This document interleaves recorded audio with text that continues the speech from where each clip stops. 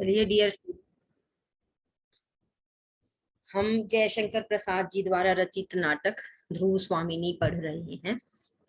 अब तक आप ध्रुव स्वामिनी नाटक के 2 अंक पढ़ चुके हैं और जो कहानी अब तक आप पढ़ चुके हैं वो है कि रामगुप्त जो है अपने शत्रु शकराज के कहने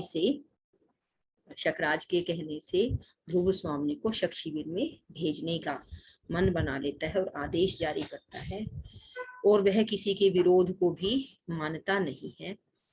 तब चंद्रगुप्त जो है एक योजना बनाता है कि ध्रुव स्वामिनी का वेश धारण करके वे स्वयं जाएंगे, और ध्रुव स्वामिनी भी जिद करके चंद्रगुप्त के साथ शक शिविर में पहुंच जाती है। शक शिविर में उसकी जो मंगेतर है शकराज की, वह भी उसका विरोध करती है। जो दूसरा अंक है उसकी कहानी कोमा और शकराज के बातचीत से होती है, वह उसका विरोध करती है। और जब उसे यह पता चलता है कि अब शकराज नहीं मानेगा, तो अपने पिता मिहिर देव के साथ वो चली जाती है। इस तरह से जब ध्रुव स्वामी और चंद्रगुप्त वहां पहुंचते हैं तो बड़ी ही योजनाबद्ध तरीके से शकराज का वध कर देते हैं। यहाँ पर दूसरा अंक समाप्त होता है और आज हम ध्रुव स्वामी नाटक का आखिरी व तीसरा अंक पढ़ना शुरू करेंगे। इस अंक में आप क्या देखेंगे कि किस तरह से ध्रुव स्वामिनी ने शकराज का वध किया, ऐसा सब लोग मान रहे हैं, जबकि शकराज का वध चंद्रगुप्त के वेश में, ध्रुव स्वामिनी के वेश में चंद्रगुप्त ने किया है। तो ज्यादातर यह प्रश्न पूछा जाता है कि शकराज का वध किसने किया, तो बच्चे कहते हैं कि चंद्रगुप्त ने, जबकि इसको इस तरह से लिखना है कि ध्रुव स्वामिनी के वेश में चंद्रगुप्त ने किया है। तो आइए, पूरा नाटक आपके सामने है। तो देखिए, अब हम आज से तीसरा अंक शुरू करेंगे ध्रुव स्वामिनी नाटक का, कि शक दुर्ग। यह तीसरा जो अंक है, इसका जो दृश्य है वह भी शक राज के शिविर का ही है। शक दुर्ग के भीतर एक प्रकोष्ठ, 3 मंचों में 2 खाली और एक पर ध्रुव स्वामिनी पाद पीठ के ऊपर बाएं पैर पर दाहिना पैर रखकर अधरों से उंगली लगाए चिंता में निमग्न बैठी हैं। बाहर कुछ कोलाहल होता है। अब जैसे ही पर्दा खुलता है, तीसरा दृश्य सामने आता है, तो वो कैसा लग रहा है कि एक प्रकोष्ठ है, अर्थात एक कमरे जैसा बना हुआ है। 3 मंच का अर्थ है कि 3 सिंहासन जैसी चीज रखी हुई है, वहां बैठे हैं, जिसमें से 2 खाली हैं। एक पर ध्रुव स्वामिनी बैठी है, और फुट रेस्ट जिसको आप कहते हैं, पाद पीठ, मतलब जहां पर आप पैरों को आराम देने के लिए कुछ चौकी या पट्टा, जैसे राजा महाराजाओं के यहाँ होता है, रखा है।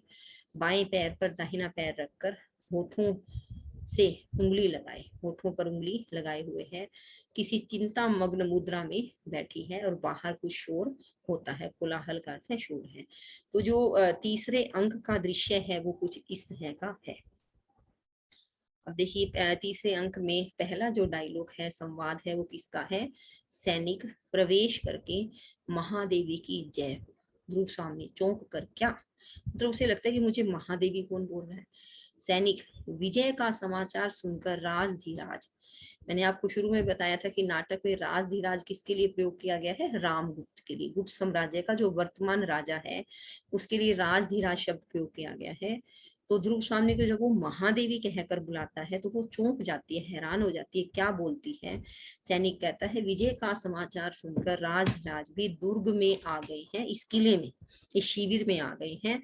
अभी तो वे सैनिकों से बातें कर रहे हैं।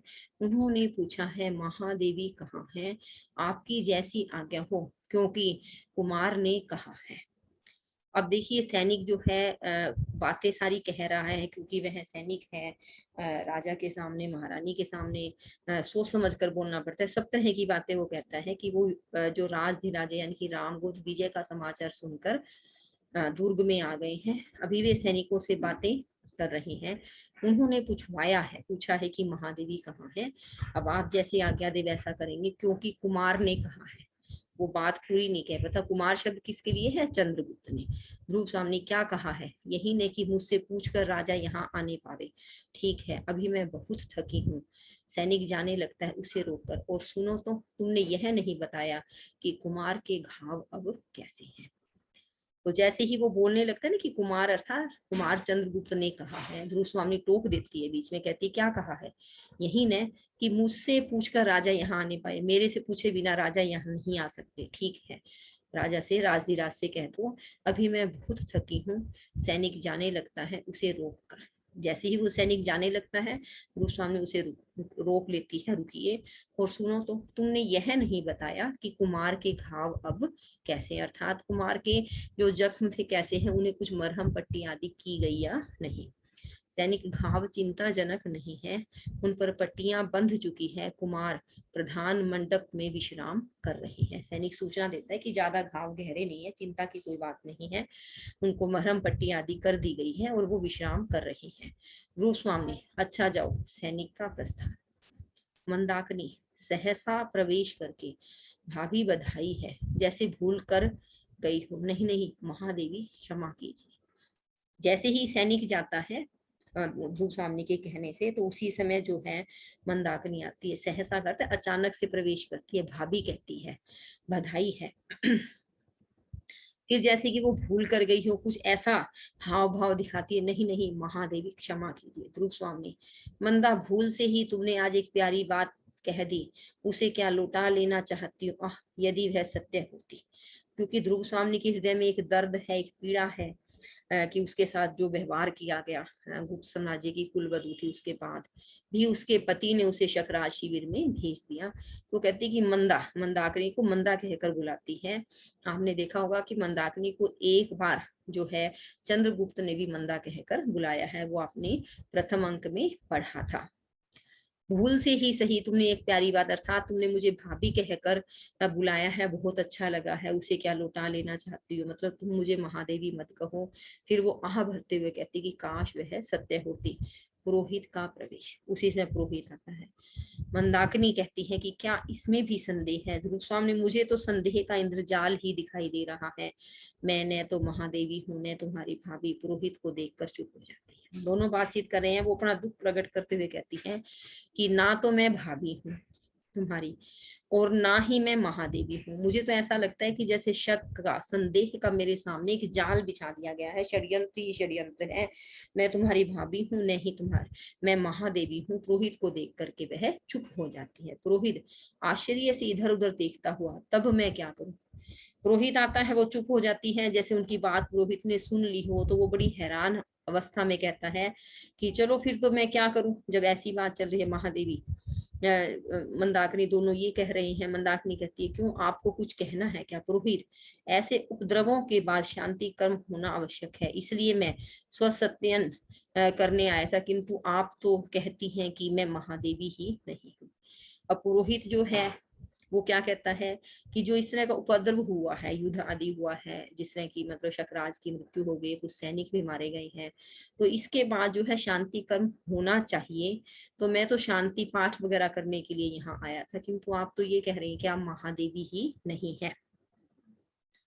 तो ध्रुव स्वामी तीखे स्वर में, पुरोहित जी मैं राजनीति नहीं जानती, किंतु इतना समझती हूँ कि जो रानी शत्रु के लिए उपहार में भेज दी जाती है, वह महादेवी की उच्च पदवी से पहले ही वंचित हो गई होगी। बोले ज्यादा राजनीति आदि मैं नहीं जानती, क्योंकि उसके मन में वो पीड़ा है, वह दर्द है। तीखे स्वर में अर्थात गुस्से से वो कहती है मैं राजनीति आदि नहीं समझती, किंतु इतना अवश्य समझती हूँ कि जो रानी शत्रु के लिए उपहार में भेज दी जाती है, वह महादेवी की उच्च पदवी से पहले ही वंचित हो गई होगी। कि जिस समय मेरे लिए यह निर्णय लिया गया था कि मुझे जो है शत्रु के पक्ष में उपहार स्वरूप भेज दिया जाए, तो मैं महादेवी की उच्च पदवी से उसी समय दूर हो गई थी, वंचित करते हट गई थी। मंदाकिनी किंतु आप तो भाभी होना भी अस्वीकार करती हैं। ध्रुव स्वामी भाभी कहने का तुम्हें रोग हो तो कह लो, क्योंकि इन्हीं पुरोहित जी ने उस दिन कुछ मंत्रों को पढ़ा था। उस दिन के बाद मुझे कभी राजा से सरल संभाषण करने का अवसर ही न मिला। हाँ, न जाने मेरे किस अपराध पर संदिग्ध चित्त होकर उन्होंने जब मुझे निर्वासित किया, तभी मैंने अपनी स्त्री होने के अधिकार की रक्षा की भीख मांगी थी, वह भी न मिली और मैं बलि पशु की तरह अकरुण आज्ञा की डोरी में बंधी हुई शकदुर्ग में भेज दी गई। तब भी तुम मुझे भाभी कहना चाहती हो। वो सामने अपने दुख को प्रकट करते हुए कहती है अगर तुम्हें कोई रोग है, बीमारी है कि तुम मुझे भाभी कहना चाहते हो तो बात अलग है, कुछ समय पहले इस पुरोहित ने ही मंत्र पढ़े थे और मुझे जो है किसी के साथ बांध दिया गया था, मतलब मुझे किसी की पत्नी बना दिया गया था। पर मुझे आज तक भी राजा के सरल संभाषण करता कि आराम से बातचीत, उनके पति जैसा उन्होंने मेरे साथ कभी व्यवहार नहीं किया, न मुझे आज तक ऐसा अवसर मिला है। और उसके बावजूद मतलब वो मेरे कभी पति बने ही नहीं, फिर भी न जाने मेरे किस अपराध पर संदिग्ध चित्त होकर, संदिग्ध का शक करके, चित्त का अर्थ हृदय में, मन में उनके पता नहीं किस चीज का संदिग्ध हो गया, उनके मन में किस चीज का शंका हो गई, शक हो गया और मुझे निर्वासित किया गया। और तब मैंने उनसे रानी ही नहीं, उनकी पत्नी होने रिश्ते का, स्त्री होने के रिश्ते से भी अधिकार की में मेरे अधिकारों की सुरक्षा की जाए, मुझे इस तरह से शत्रु शिविर में भेजा न जाए, भीख मांगी थी, मुझे वह भी नहीं मिली। और मैं बलि पशु की तरह, अर्थात जिस पशु की बलि दी जाती है उस तरह से अकरुण आज्ञा की डोरी में, कि मेरे पर किसी ने दया नहीं कही, पूरे मेरे लिए सब निर्दयी बन गए थे, तो आज्ञा की डोरी में बंधी हुई शक शिविर में जो है मैं भेज दी गई थी। तो ये कहते हैं कि मेरे साथ इतना बड़ा अन्याय हुआ, तब भी तुम मुझे भाभी कहना चाहती हो। मंदाकिनी सिर झुकाकर, यह ग्रहित और ग्लानिजनक प्रसंग है कि इसको जो है घृणा और ग्लानिजनक प्रसंग है। इस प्रसंग के लिए तो घृणा की जानी चाहिए, ग्लानि की जानी चाहिए। यह बहुत ही ज्यादा दुखदाई प्रसंग है। पुरोहित, यह मैं क्या सुन रहा हूँ? मुझे तो यह जानकर प्रसन्नता हुई थी कि वीर रमणी की तरह आपने साहस के बल पर महादेवी ने इस दुर्ग पर अपना अधिकार किया है। पुरोहित कहते ये मैं क्या सुन रहा हूँ कि मेरे साथ, मतलब हमारे साम्राज्य की देवी आप कह सकते हैं, या साम्राज्य की महादेवी के साथ इतना बड़ा अनुचित अन्याय किया गया। मैं तो बल्कि इस बात से खुश था कि आपने एक वीर क्षत्रिय नारी की तरह से अपने साहस के बल पर इस दुर्ग पर अपना अधिकार किया। ध्रुव स्वामी, आप झूठ बोलते हैं। पुरोहित, आश्चर्य से मैं हूँ झूठ? ये कहा जाता है कि पुरोहित आदि का क्या होता है बेटा, कि जो अपने गुरु होते हैं, पुरोहित होते हैं, उनका क्या होता है कि वो कभी भी झूठ नहीं बोलते। यह माना जाता है कि ये जो है सत्य के नियामक हैं, मतलब उसके कारण है, और अगर यह जो भी कुछ कह देंगे वो सत्य ही माना जाएगा। तो कहते हैं कि पुरोहित को हैरानी होती है कि मुझे कहता है कि हैरानी होती है कि मैं और झूठ। रूप सामने, हाँ, और आप और झूठ नहीं, आप स्वयं ही मिथ्या, मतलब आप ही मिथ्या है, झूठे हैं। पुरोहित कहता है हंसकर, क्या आप वेदांत की बात कहती हैं? तब तो संसार ही मिथ्या है। कि अगर आप वेदों की बात करती हैं और पुराणों की बात करते हैं, फिर तो यह संसार ही झूठ है। ध्रुव स्वामी, क्रोध से संसार मिथ्या है या नहीं, यह तो मैं नहीं जानती, परंतु आप, आपका कर्म कांड और आपके शास्त्र क्या सत्य हैं, जो सदैव रक्षणीय स्त्री की यह दुर्दशा हो रही है। कहते हैं मुझे इस चीज से कोई फर्क नहीं पड़ता कि क्या सत्य है, क्या सत्य है, क्या मिथ्या है, संसार क्या है। मुझे तो सिर्फ इतना पता है कि आपका जो कर्म कांड है, जो आपके शास्त्र हैं, उनके जो नियम है, वह सब कुछ एक नारी के खिलाफ है। सदैव का अर्थ है हमेशा, जिस नारी की रक्षा की जानी चाहिए उसकी यह दुर्दशा हो रही है। मंदाकिनी से, बेटी तुम ही बताओ, यह मेरा भ्रम है या महादेवी का रोष? वो कहते कि महादेवी क्या कह रही है? पुरोहित पूरी तरह से समझ ही नहीं पा रहा कि ऐसा क्या हो गया है जो महादेवी इतना रोष प्रकट कर रहे हैं, इतना क्रोध प्रकट कर रहे हैं। रोष स्वामी, रोष है, हाँ, मैं रोष से जली जा रही हूँ। इतना बड़ा उपहास धर्म के नाम पर, स्त्री आज्ञाकारिता की यह पैशाचिक परीक्षा मुझसे बलपूर्वक ली गई है। पुरोहित, तुमने जो मेरा राक्षस विवाह कराया है उसका उत्सव भी कितना सुंदर है। यह जनसंहार देखो, अभी उस प्रकोष्ठ में रक्त सनी हुई शकराज की लोथ पड़ी होगी, कितने ही सैनिक दम तोड़ते होंगे, और इस रक्त धारा में तिरती हुई मैं राक्षसी सी सांस ले रही हूँ। तुम्हारा स्वसत्यन मुझे शांति देगा। अब जो है उसका क्रोध और ज्यादा प्रकट हो गया है। कहते कि हाँ, रोष है, क्रोध है, और मैं क्रोध से जली जा रही हूँ, मेरा अंग अंग क्रोध से जल रहा है। इतना बड़ा उपहास कि स्त्री की जो है धर्म के नाम पर स्त्री की आज्ञाकारिता का यह पैशाचिक परीक्षा, पैशाचिक अर्थ है पाशविक, पशुता जैसी परीक्षा मुझसे बलपूर्वक ली गई है। मुझे जबरदस्ती यहाँ भेजा गया है। मैं बहुत गिड़गिड़ाई थी, सबके सामने बहुत हाथ जोड़े थे कि एक इतना बड़ा साम्राज्य एक स्त्री की, अपने देश की महादेवी की सुरक्षा नहीं कर सका। कहते कि यह बलपूर्वक अर्थ है, मुझसे यह काम जबरदस्ती करवाया गया। पुरोहित, तुमने जो मेरा राक्षस विवाह कराया था। राक्षस विवाह किसे कहा जाता है? जहाँ स्त्री और पुरुष दोनों में से कोई एक भी विवाह के लिए राजी न हो। जबरदस्ती का जो विवाह है उसे राक्षस विवाह का नाम दिया। उसका उत्सव भी कितना सुंदर है कि तुमने मेरा क्या विवाह कराया। जनसंहार देखो कि आम जनता जो है वो कितनी पूरी तरह से मर गई, कितने सैनिक मर गए हैं। उस प्रकोष्ठ का अर्थ है कि उस कोने में, उस एक आप कह सकते कमरे में, एक स्थान पर खून से लथपथ शकराज की लोथ अर्थात शव पड़ा होगा। कितने ही सैनिक दम तोड़ते होंगे। और इस रक्त धारा में तिरती हुई मैं राक्षसी सी सांस ले रही हूँ कि मैं, ऐसे लगता है कि मैं राक्षस हूँ, मुझे लग रहा है कि मैं राक्षसी हूँ। तुम्हारा स्वसत्यन मुझे शांति देगा कि जो तुम शांति पाठ कराने आए हो, क्या मैं उसकी शांति पाठ करवा सकती हूँ? क्या मुझे शांति मिल सकती है? क्या मैं खुश रह सकती हूँ? मुझे इस बात का जवाब दो। यह जो पंक्तियां हैं यहाँ से यहाँ तक व्याख्या के लिए भी महत्वपूर्ण है।